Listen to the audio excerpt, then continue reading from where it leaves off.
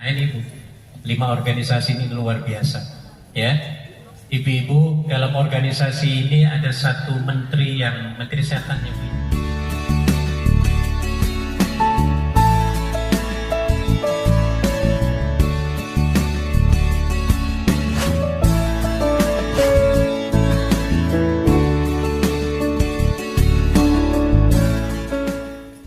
Apalagi manfaat yang kita dapat dari silaturahim, di antaranya adalah menghilangkan perselisihan. Nah ini Bu, 5 organisasi ini luar biasa ya. Ibu-ibu, dalam organisasi ini ada satu menteri yang menteri kesehatan ya Bu ya, yang tidak ingin organisasi itu kompak, tidak ingin organisasi itu maju ya, kumpul bareng-bareng, nyaman, adem ya, aktivitasnya berjalan dengan baik. Siapa menterinya Bu? Siapa namanya? Ada, namanya Dasim. Dasim ya Bu ya. Dasim ini dilantik oleh Perdana Menterinya Iprit untuk mengepalai Departemen Urusan Pengadu Dombaan Manusia, yang disingkat menjadi apa? Depur Dudom. Apa Bu? Depur Dudom. Jadi setiap organisasi apapun, yang agama maupun apalagi non agama ya Bu ya, pasti akan ada aja keributan ya Bu ya. Pasti akan ada ribut. Nggak ada organisasi yang aktivitasnya itu adem ayem kemudian kompak, itu nggak ada, mesti aja ada perselisihan. Dan ternyata provokatornya siapa Bu? Siapa? Namanya siapa? Dasim ya. Dasim ini menteri apa? Departemen Urusan Pengadu Dombaan Manusia ya. Jadi ini ibu-ibu sekalian, kita bersyukur dipertemukan di sini dalam rangka silaturahim, mempererat tali persaudaraan di antara teman-teman kita semua di Hongkong. Ibu-ibu, saya serahkan kepada Bapak Ibu sekalian untuk tanya jawab. Saya sudah jarang sekali berinteraksi dengan ibu-ibu supaya lebih berkembang lagi dalam permasalahan ini. Silakan, ada yang mau bertanya, ibu-ibu? Ada yang tahu manfaat selain dari apa yang saya terangkan tentang manfaat silaturahim?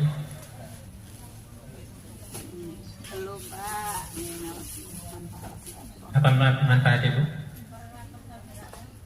Mempererat persaudaraan.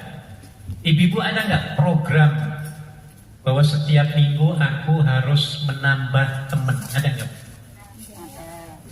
Minggu ini panjenengan ada dapat teman baru? Ada. Siapa ngacung coba? Banyak Pak, ini teman-teman yang baru. Apal nggak? Ada sebagian yang udah. Namanya inget nggak? Enggak. Ada sebagian. Nah ini perlu karena saya selalu diberikan nasihat oleh guru saya.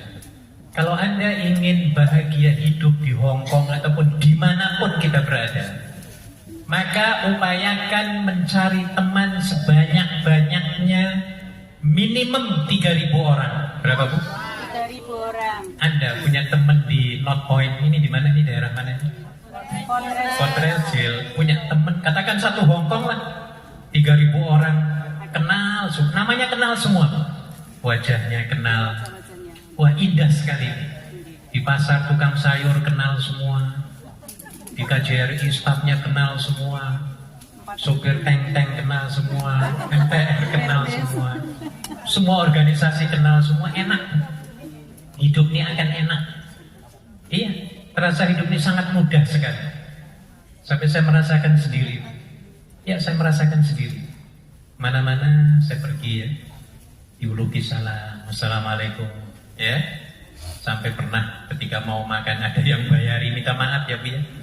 Iya, jadi ini manfaat dari silaturahim ya, memperbanyak teman. Dan ternyata dalam surat Az-Zumar, ketika orang itu masuk ke dalam surga, itu bukan sendiri-sendiri.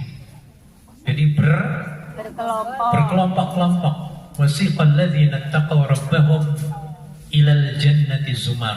Allah. Orang-orang yang bertakwa itu nanti akan digiring ke dalam surga secara berkelompok-kelompok. Jadi mudah-mudahan kelompok yang ada sekarang kita di sini ini ya, semuanya akan digiring oleh Allah ke dalam surga Jannatul Firdaus. Allahumma amin. Ya Rabbal Alamin. Jadi perbanyak teman ya Bu ya, programkan setiap minggu paling tidak punya kenalan baru 1-2 orang. Sanggup Bu? Insya Allah. Ini sudah dempet-dempetan begini, ini kenal semua apa enggak ini? Lu ada yang belum kenal. Ini Kiri soalnya- kanan kenal enggak Bu? Ini gak punya. Lu ini belum kenal. Gak ada yang kenal. Sudah dempet-dempetan itu enggak kenal. Dia kan rugi Bu ya. Kata orang Cina, lu gila. Lu gila lu. Rugilah menjadi apa? Rugilah. Akan rugi. Ya. Jadi tolong mumpung sudah berkumpul begini supaya kenal-kenalan. Oke, ada lagi pertanyaan lain silakan Bapak Ibu sekalian. Monggo. Interaksi. Ya, Bu. Apa selain dari yang saya sebutkan manfaat dari silaturahim? Menambah berkah, Pak. Menambah keberkahan, yes. Ibu-ibu kalau saya tanya apa itu artinya berkah?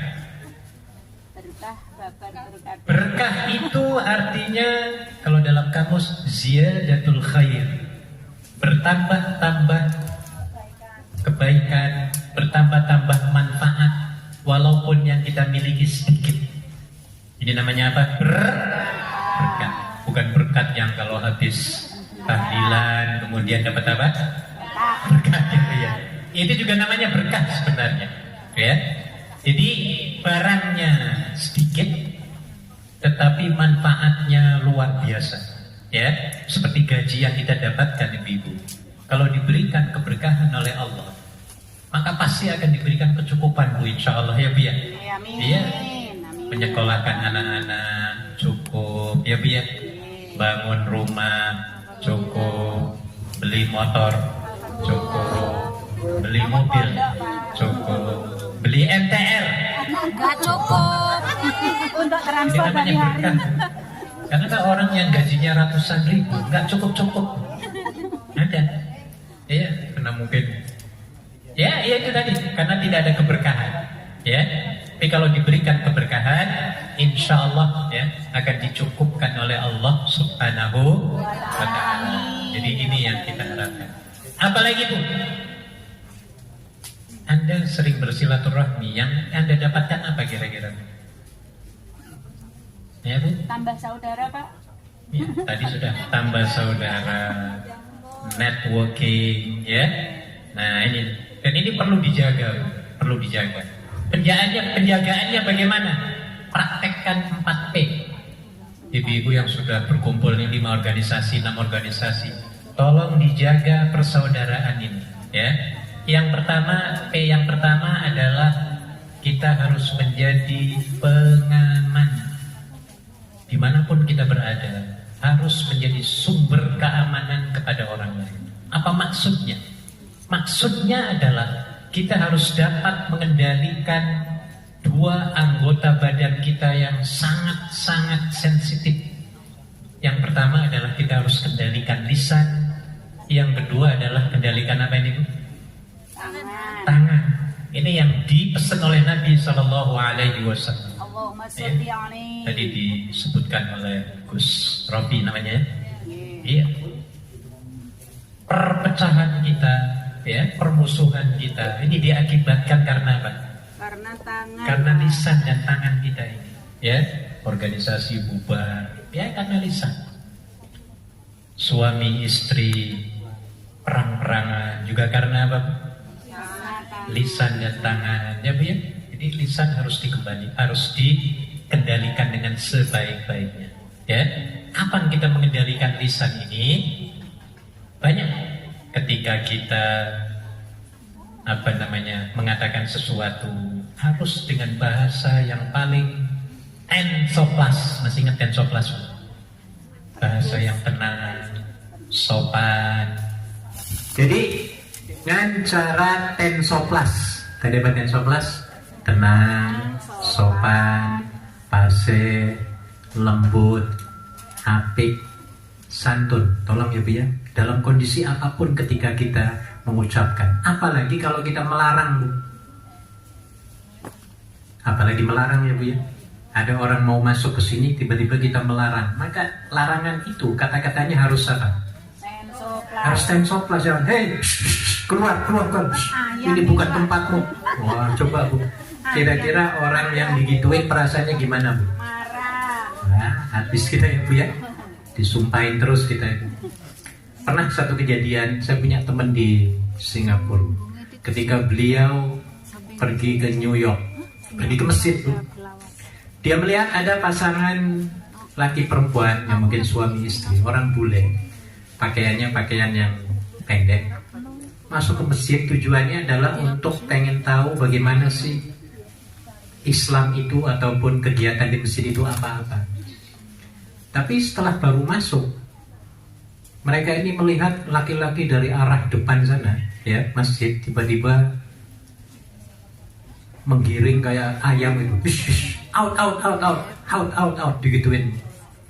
Nah akhirnya teman saya yang baru masuk ini kasihan, dia panggil lagi dua orang ini, ya dua orang ini. Akhirnya dia yang menjelaskan tentang Islam itu apa, ya fungsi masjid itu apa, ya. Karena kasihan orang yang dihusus itu, coba kira-kira perasaannya gimana Bu? Sedih ya Bu ya, kayak ayam ya Bu ya. Nah maka ketika kita melarang, apalagi melarang, bahkan memberi saja, memberi seseorang nih, memberi sesuatu kepada seseorang, itu harus menggunakan bahasa yang paling apa? Tensoplas itu. Contoh begini, ibu mau memberikan uang $1.000 Hongkong. $1.000 kan gede ya Bu ya, memberikan kepada temennya. Tapi ketika mau memberikan kepada temennya itu bahasanya kasar dan contohnya begini, sini Ken, miskin, sini Ken, saya mau kasih duit. Ayo kira-kira orang itu terluka bang hatinya Bu? Terluka sekali. Maka dalam surah Al-Baqarah disebutkan qaulun ma'rufun wa maghfiratun khairun min sadaqatin yatba'uha adha. Kata-kata yang baik dan suka memberikan kemaafan kepada orang lain lebih baik daripada sedekah, memberi sesuatu ya yang walaupun harganya nilainya besar tetapi diikuti dengan kata-kata yang sangat menyakitkan. Sampai Al-Quran mengatakan seperti itu. Jadi walaupun kita mau memberi juga harus dengan kata-kata yang apa? Tensoplas. Apalagi menyuruh. Wah ini mulut kita nih ya, lisan kita harus menggunakan yang paling halus ya, menyuruh, tadi apa? Melarang, minta tolong. Apalagi minta tolong harus muji-muji malah justru ya Bu ya, muji-muji dulu baru kita minta to the point.